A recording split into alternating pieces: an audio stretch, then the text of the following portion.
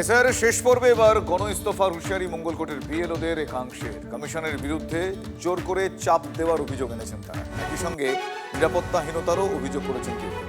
তথ্যগত অসঙ্গতির নামে জোর করে কাজ চাপানোর অভিযোগ করছেন তারা। ব্লক অফিসে কমিশনের দপ্তরে ডেপুটেশন দিয়েছেন মঙ্গলকোটের 236টি বুথের বিএলও। আমার সহকর্মী কৌশিক দত্ত এই মুহূর্তে টেলিফোন লাইনে রয়েছেন। কৌশিক, তারা এই যে গণ ইস্তফা দিয়েছেন, মূলত কোন কোন কারণগুলো উল্লেখ করে তাদের এই গণ ইস্তফার সিদ্ধান্ত, এরপরে বা কি পদক্ষেপ তারা করবেন? দেখো, নিরাপত্তাহীনতায় এই সমস্ত বিএলওদেরকে কাজ করতে হচ্ছে এবং সেই কারণের জন্যই গণ ইস্তফা দিয়ে এবার নির্বাচন কমিশনের বিরুদ্ধে এই ডেপুটেশন বিএলওদের। এবং এই ঘটনাকে কেন্দ্র করে কিন্তু ইতিমধ্যে রাজনৈতিক তরজা শুরু হয়ে গেছে। মঙ্গলকোটের 236টি বুথের বিএলও তারা একযোগে কিন্তু এই প্রতিবাদে সামিল হয়েছে। বিএলওদের যেটা মূলত অভিযোগ, যে বিএলওদেরকে জোর করে কাজ করানো হচ্ছে, তারা হয়রানির শিকার হচ্ছে, তারা নিরাপত্তাহীনতায় ভুগছে এবং যুক্তিগত অসঙ্গতির নামে বিএলও থেকে সাধারণ মানুষজনদের কিন্তু হয়রানি করাচ্ছে নির্বাচন কমিশন। পাশাপাশি ট্রেনিং না দিয়ে হোয়াটসঅ্যাপে তাদের কাজ করার নির্দেশ দেওয়া হচ্ছে এবং শুনানি করে যে নোটিশ, সেই নোটিশ দিকে সাধারণ মানুষজনের হুমকি মুখে পড়তে হচ্ছে, মারমুখী পরিস্থিতি সৃষ্টি হচ্ছে এবং এরকমই কিন্তু বিএলওদের আশঙ্কা। এই অবস্থাতে বিএলওদেরকে সুরক্ষা কে দেবে, এমনই অভিযোগ বিএলওদের দাবি যে নিরাপত্তা প্রশিক্ষণ আর সুপরিকল্পিতভাবে কাজের নির্দেশ। ধন্যবাদ কৌশিক, ধন্যবাদ। একজনের 4টে সন্তান আছে, তাকে 6টা সন্তান দিয়ে হেয়ারিং এর নোটিশ পাঠিয়েছে। ওই ব্যক্তিকে যখন নোটিশ সার্ভ করতে যাচ্ছি, ওই ব্যক্তি বলছে আমার যে বাকি 2টো সন্তান আছে ইসাই সেই দুটোকে খুঁজে দিক, আর না হলে আপনি ভুল করেছেন। এই ভুলটার, এই কথাটার উত্তর কে দেবে স্যার? আমরা যখন জানতে চাইছি ইসাইয়ের কাছ থেকে, না ইসাই আমাদেরকে উত্তর দিচ্ছে। অতি অবশ্যই লিখিত নির্দেশ প্রকাশ করুক ইলেকশন কমিশন। আমরা যে কাজটা করব তার লিখিত নির্দেশ চাই, হোয়াটসঅ্যাপের নির্দেশ আমরা মানবো না। আমাদের আন্ডারে যে সুপারভাইজার দেওয়া হয়েছে, ওনারা ওপর থেকে ফোন করে তদারকি করে দিচ্ছেন। ওনারা কিন্তু ফিল্ডে যাচ্ছেন না আমাদের সঙ্গে, না হিয়ারিং এর চিঠি দিতে, না হিয়ারিং এর চিঠিকে বলে আসতে। যে এরপর কি হচ্ছে, আমাদেরকে পাবলিক আক্রমণ করছে। আমরা যখন মুজ লেখা দিয়ে যে হিয়ারিং আমরা করিয়ে দিচ্ছি, একটা ডিসক্রিপেন্সি ফিল আপ করে দিচ্ছি, তাহলে বিএলওর মুজ লেখার কোনো দাম নাই, তারপরেও কারো হিয়ারিং ডাকা হবে।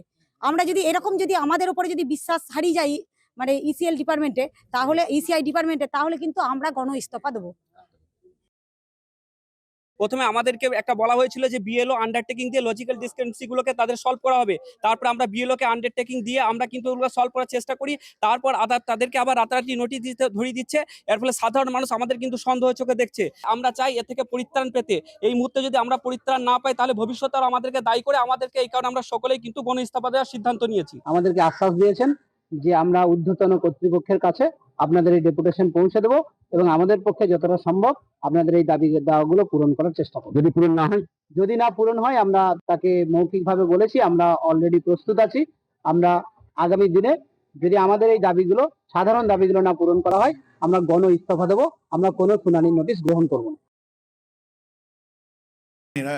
যদি কারচুপি করা হবে, তাহলে বিজেপি এত ভোট পেল কোথা থেকে? তাহলে 77টা সিট যে করে জিতলো, সেগুলো কি বিজেপি কারচুপি করেছিল নাকি? আমাদের যদি আমাদেরটা কারচুপি বলা হয়, তাহলে ওরা যেগুলো জিতেছে সেগুলো ওদের কারচুপি করেছিলেন নি। আসল কথা তা নয়, তাদের দুর্বলতা ঢাকার জন্যে বিভিন্ন গল্প ফাঁদালছে। তারা দেখে যে ইডি, সিবিআই এই কত সবই ফেল হয়ে গেল, এইবার দেখি নির্বাচন কমিশনকে যদি দিয়ে কিছু করা যায়, যেমন বিহারে, মহারাষ্ট্রে, হরিয়ানায়, দিল্লিতে করেছে, এখানেও সেরকম করতে পারি কিনা। কিন্তু সেখানে তো মমতা ব্যানার্জি ছিল না, এখানে মমতা ব্যানার্জি আছে।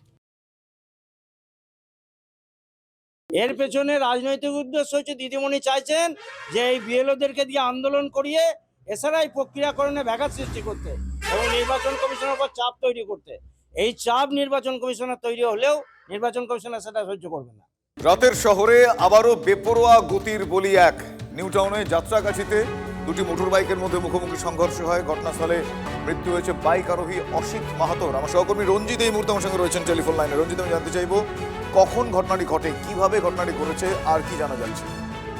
দেখো, যেটা পুলিশ সূত্র মারফত আমরা জানতে পেরেছি, রাত 2টো থেকে 2:30টার মধ্যে এই ঘটনাটি ঘটে এবং রাতের শহরে বেপরোয়া বাইকের গতির জেরেই দুর্ঘটনা নিউ টাউন যাত্রাগাছিতে এবং মৃত এক এবং গুরুতর আশঙ্কাজনক অবস্থায় একজন আরজিকর হাসপাতালে চিকিৎসাধীন।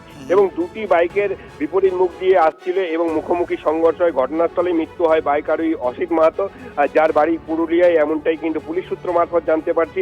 অপর বাইক আরোহী প্রণয়দীপ মাঝিকে কিন্তু আশঙ্কাজনক অবস্থায় আরজিকর হাসপাতালে পাঠানো হয়েছে চিকিৎসার জন্য।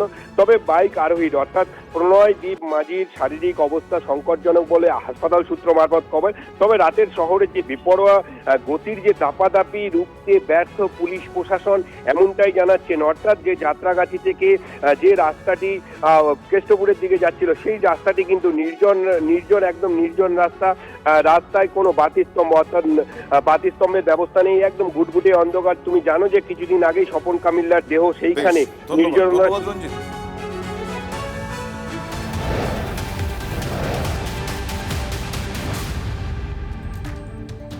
সবরমতী এক্সপ্রেসে আগুন, পোখরান স্টেশনে দাঁড়িয়ে থাকা ট্রেনে আগুন ধরে যায়। যাত্রীদের মধ্যে আতঙ্কে ছড়িয়ে পড়ে, একটি কামরায় আগুন ধরে যায়। রেলকর্মীরা দ্রুত অগ্নি নির্বাপন যন্ত্রের সাহায্যে আগুন নিয়ন্ত্রণে আনেন। সেই ছবি আপনারা দেখছেন, এক্সক্লুসিভ সেই ছবি আপনারা দেখছেন। সবরমতী এক্সপ্রেসে আগুন, পোখরান স্টেশনে দাঁড়িয়ে থাকা ট্রেনে আগুন ধরে যায়।